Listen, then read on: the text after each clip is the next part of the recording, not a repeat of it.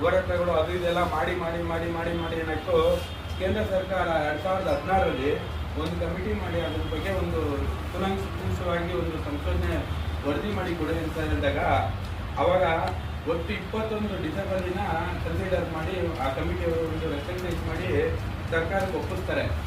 ಅವಾಗೇನಾಗುತ್ತೆ, ಕಾಯ್ದೆ ಡಿಸೆಂಬರ್ 27, 2016 ಅವತ್ತು ರಾಜ್ಯ ಪತ್ರ ಹೊರಡ್ತಾರೆ ಕೇಂದ್ರ ಸರ್ಕಾರ, ಗೆಜೆಟೆಡ್ ನೋಟಿಫಿಕೇಶನ್ ಮಾಡಿಸಿ 27ನೇ ತಾರೀಕು ಡಿಸೆಂಬರ್ 2016ರಲ್ಲಿ ರಾಷ್ಟ್ರಪತಿಗಳ ಅಂಕಿತ ಹಾಕಿ ಆ ಕಾಯ್ದೆನ ಜಾರಿಗೆ ತರಗೆ ಮಾಡ್ತಾರೆ.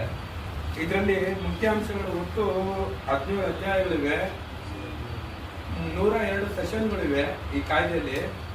ಅವುಗಳಲ್ಲಿ 7 ಬಗೆ ಅಂಗವಿಕಲರಿದ್ದು 20 ಹೊಂದಿಕೆ ಮಾಡ್ತಾರೆ.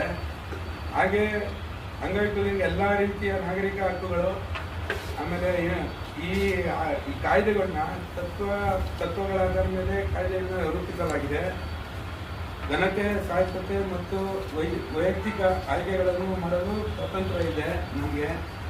ಮತ್ತು ಭೇದ ಭಾವ ಮಾಡಬಾರ್ದು, ಅಡೆತಡೆ ರಹಿತ ವಾತಾವರಣ ಇರಬೇಕು ಮತ್ತು ಸಂಪೂರ್ಣವಾಗಿ ಸಕ್ರಿಯವಾಗಿ ಭಾಗವಹಿಸೋಕ್ಕೆ ಅವಕಾಶ ಕೊಡಬೇಕು. ಎಲ್ಲ ವಿಷಯದಲ್ಲೂ ಸಹಜವಾಗಿ ವ್ಯತ್ಯಾಸಗಳನ್ನು ವೈವಿಧ್ಯತೆಯನ್ನು ಗೌರವಿಸಬೇಕು. ಬೇರೆಯವರು ಇವಾಗ ನಮ್ಮದು ಏನಾದ್ರು ಒಂದು ಇವಾಗ ನಾರ್ಮಲ್ ಮನುಷ್ಯ ಏನಾದ್ರು ಒಂದು ವಿಷಯ ಇಲ್ಲ ಅಂದರೆ ಅದನ್ನು ನನಗೆ ತಪ್ಪು ಅನ್ನಿಸ್ತಂದ್ರೆ ನಾನು ಅವನಿಗೆ ಕ್ವಶನ್ ಮಾಡಿದಾಗ ಅವನು ಅದನ್ನ ಇದು ಮಾಡೋಂಗಿಲ್ಲ.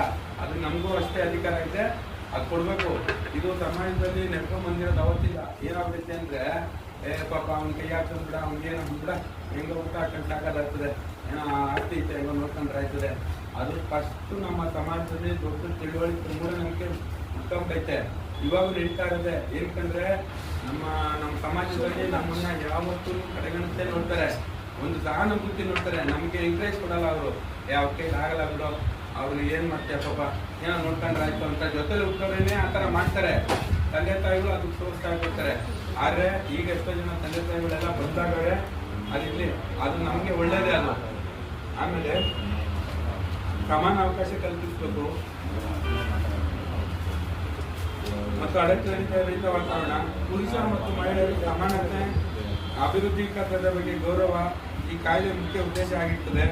ವಿಕಲಚೇತನ ಮಹಿಳೆ ಮತ್ತು ಮಕ್ಕಳ ರಕ್ಷಣೆ, ಆಮೇಲೆ ಹಿಂಸೆ, ಕ್ರೌರ್ಯದಿಂದ ರಕ್ಷಣೆ, ದೌರ್ಜನ್ಯ ಶೋಷಣೆಯಿಂದ ರಕ್ಷಣೆ ಮತ್ತು ಕಾನೂನು ಅರ್ಹತೆ, ಸಂಯೋಜನೆ, ಶಿಕ್ಷಣ, ಪ್ರೋತ್ಸಾಹ ಶಕ್ತಿ ಕ್ರಮಗಳು, ವೈಯಕ್ತಿಕ ಶಿಕ್ಷಣ,